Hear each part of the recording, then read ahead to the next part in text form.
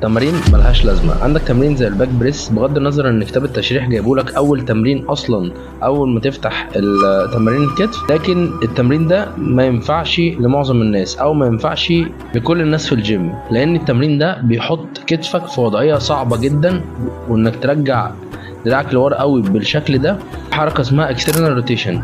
مش كل الناس تقدر تعمل الاكسترنال روتيشن ده، وكمان تمسك بار فيه اوزان وتلعب بريس او شولدر بريس بالبار بالشكل ده. كده بيحط كتفك في وضعيه صعبه جدا، وبالتالي ممكن يعرضك للاصابه.